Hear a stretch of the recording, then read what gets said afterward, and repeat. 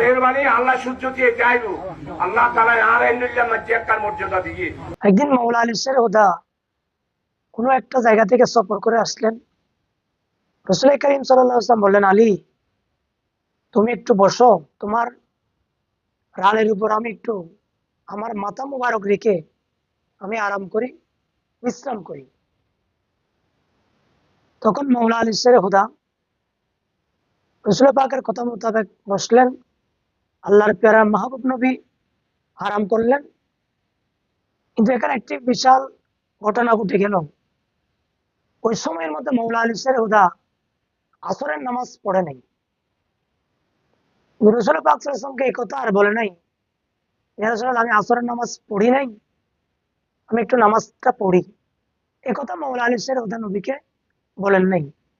কেন? কোরআনে পাকের মধ্যে আছে, আল্লাহ আল্লাহ রসুল যখন ডাক দেয় তখন আল্লাহ আল্লাহ রসুলের ডাকে সাড়া দেওয়া এটা হচ্ছে ফরজ আইন, এটা ফরজ। তো মাওলা আলী শের হুদা এদিকে নামাজ চলে যাচ্ছে, ওয়াক্ত, চোখ দিয়ে পানি ঝরছে। হঠাৎ করে রাসূল পাক সাল্লাল্লাহু আলাইহি ওয়াসাল্লাম চক্ষু মুবারক করলেন, জিজ্ঞেস করলেন, ফাকাল আলী আলীন আসল্লাইতা ইয়া আলী, হে আলী তুমি কি নামাজ পড়ো নাই? কলা, মাওলা আলী শের হুদা বললেন, লা ইয়া রাসূলুল্লাহ, হে আল্লাহর প্যারা মাহবুব নবী আমি নামাজ পড়ি নাই। সবচেয়ে বড় মজার কথা হচ্ছে আল্লাহর নবী তখন আল্লাহকে কি বলেছেন?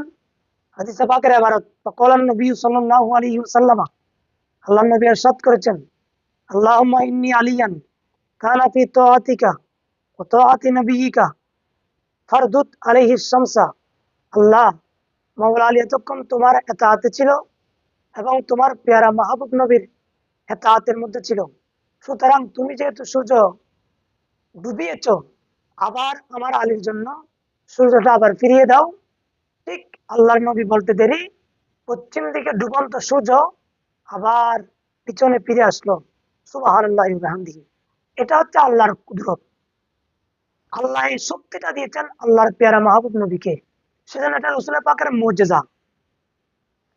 তখন হযরত আসমা বিনতে উমাইস বলছেন, ফাকালাত আসমা ফারাআইতুহা, আমি আমার নিজের চক্ষু দিয়ে দেখেছি, কত রজাআত বাদা গরাবাত, সূর্য ডুবিয়েছে, ডুবন্ত সূর্য আবার উদিত করেছেন আল্লাহর পেয়ারা মাহবুব নবী। এটা আমি আসমা আমার চক্ষু দিয়ে দেখেছি। সুবহানাল্লাহ। কিন্তু আমাদের দেশে সম্প্রতি অনেক মানুষের আল্লাহর নবীর মুজিজাকে মানতে চাই না, আল্লাহর কুদরতকে মানতে চাই না। আমরা যদি সুন্নিরা বলি আল্লাহর নবী এটা করেছেন, এরকম শক্তির অধিকারী আল্লাহ সুবহানাহু ওয়া তাআলা আমাদের নবীকে করেছেন, তখন তারা আমাদেরকে শিরিক বিভিন্ন ফতোয়া দিয়ে আমাদেরকে রুকাতে চায়। আসলে সত্য কথা, ১৫০০ বছর আগে যে রাসূল কারীম সাল্লাল্লাহু আলাইহি ওয়াসাল্লামের যে মুজিজা প্রকাশ পেয়েছেন, অসত্য হলেও তার মুখ দিয়ে সেটা বের করেছেন আল্লাহ সুবহানাহু ওয়া তাআলা। সুতরাং এই ক্ষমতাটা এই জমিনের মধ্যে আল্লাহর নবীকে দিয়েছেন।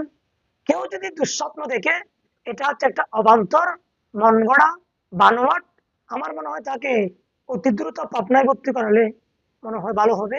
কারণ রাসূল পাকের মুজিজা যারা স্বীকৃতি দিতে চায় না, তাদের মুখ দিয়ে এরকম একটা অবান্তর কথা বের হওয়া মানি এটা একটা দুঃস্বপ্নের মতো। আল্লাহ আমাদের বুঝার তৌফিক দান করুন।